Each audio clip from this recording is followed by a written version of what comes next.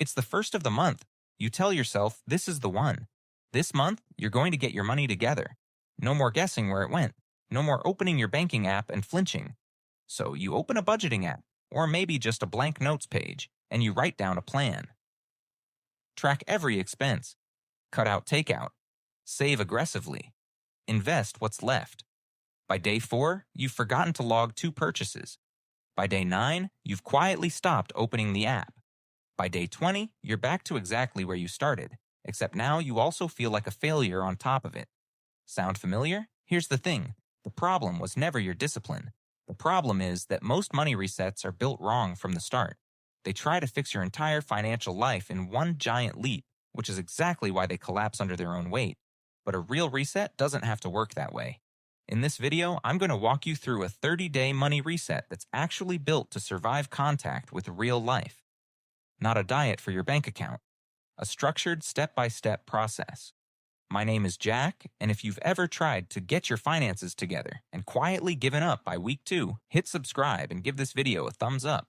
Let's start with the first uncomfortable truth. Most 30-day resets fail because they try to change everything at once. Spending, saving, investing, budgeting, side income, all on day 1. That's not a reset. That's an overhaul, and overhauls collapse because willpower is a limited resource, not an unlimited one. Here's what actually works. A reset broken into 4 distinct weeks, each with one focused job. Week 1 is about visibility. Week 2 is about control. Week 3 is about redirection. Week 4 is about protection. Let's go through each one. Week 1. See where your money actually goes. Before you fix anything, you need an honest picture, not a guessed one. Most people think they know where their money goes. They don't. Not really. The gap between what people assume they spend and what they actually spend is usually bigger than they expect. So for the first 7 days, your only job is to track everything. Every purchase, every subscription, every $5 coffee. Not to judge it, not to cut it, just to see it clearly. Here's why this matters so much. You cannot fix a leak you haven't found yet. And most financial leaks aren't the big, dramatic expenses. They're small, repeated ones that hide in plain sight because they never feel significant in the moment. By the end of week 1, you're not trying to have a perfect budget. You're trying to have an honest one. That's the entire goal of week 1. Just visibility. Week 2. Cut the obvious leaks, not your entire lifestyle. Now that you can see where the money goes, week 2 is about targeted cuts, not a full lifestyle demolition. This is where most resets go wrong. People see their spending clearly for the first time and panic, cutting everything at once, including things that actually mattered to them. That kind of extreme restriction rarely lasts more than a few days. Instead, look for what I'd call silent subscriptions and convenience taxes. The streaming service you forgot about. The subscription box you never open. The delivery fees stacking up because ordering food became the default instead of the exception. Here's a quick example. Let's say your week 1 tracking reveals $85 a month in forgotten subscriptions and another $120 a month in delivery fees on food you could have made at home. That's $205 a month, or roughly $2,460 a year, recovered without touching your actual lifestyle in any meaningful way. No deprivation, just removing waste you weren't even benefiting from. This is the part people underestimate. You're not trying to become a different person in week 2. You're just trying to stop paying for things you don't value. Week 3. Redirect the recovered money on purpose. Here's where a lot of resets quietly fail without anyone noticing. People cut the waste in week 2, and then that recovered money just kind of disappears back into everyday spending. No plan, no destination, so it gets absorbed. Week 3 is about giving that money a job before it has the chance to vanish. This is the step most people skip entirely, and it's the reason so many resets result in zero long-term change even when the cutting phase technically worked. So take that $205 a month you recovered in week 2 and split it with intention. Maybe half goes toward an emergency fund if you don't have one yet.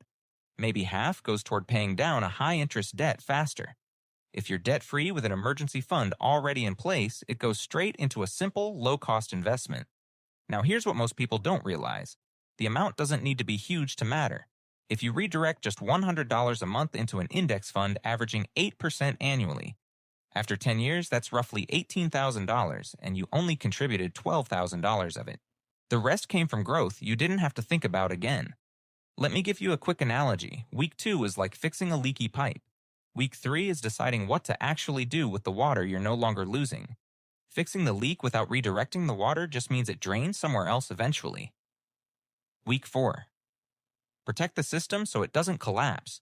This is the step almost every 30-day reset completely ignores, and it's exactly why so many of them fall apart by day 45 even after a genuinely strong first 3 weeks. A reset without a protection phase is fragile. One unexpected expense, one stressful week, one moment of "I'll just skip tracking today," and the whole thing unravels because there was never a plan for what happens when life gets messy. So week 4 isn't about adding anything new. It's about automating what you built in weeks 1 through 3 so it doesn't rely on daily willpower anymore. Automate the transfer into savings or investing. Automate the debt payment. Set a once-a-week 10-minute check-in instead of constant daily tracking. Now, you might be thinking, okay, Jack, but what if I fall off during week 4 anyway? Fair question, and honestly, it happens to almost everyone at some point. But here's the key insight. Falling off isn't the failure. Not having a way back in is the failure. A weekly 10-minute check-in means the worst-case scenario is a bad week, not a bad year. You catch it, adjust, and keep going, instead of discovering 6 months later that everything quietly reverted back to where it started. Let me tell you about someone who did this well. A friend of mine tried 3 different 30-day money resets over 2 years, quitting each one by week 2. On her 4th attempt, she used exactly this structure. Week 1, she found $340 a month in spending she didn't even remember. Week 2, she cut about $150 of it without changing anything she actually cared about. Week 3, she split that $150 between an emergency fund and a small index fund. Week 4, she automated all of it and set a Sunday night 10-minute check-in. A year later, she had over $1,800 saved, a small but growing investment account, and, more importantly, a system that didn't require her to be perfect every single day. That's the real difference between this kind of reset and the ones that collapse. It doesn't depend on willpower holding up forever. It only has to hold up for 30 days, and after that, the system runs mostly on its own. So if you're serious about doing a 30-day money reset that actually sticks, here's the roadmap. Week 1, track everything to build an honest picture. Week 2, cut the obvious leaks without demolishing your entire lifestyle. Week 3, redirect what you recovered with intention instead of letting it disappear. And Week 4, automate the whole system so it survives beyond day 30. Because here's the truth most people don't want to hear. A money reset was never supposed to be a 30-day sprint that ends. It's supposed to be the 30 days it takes to build a system that keeps running long after you stop thinking about it every day. 30 days from now is going to arrive either way. The only real question is whether you'll have a system in place when it does, or whether you'll be starting over from day 1 again, the same way you have before. If this video helped you think through your own 30-day reset, hit that subscribe button.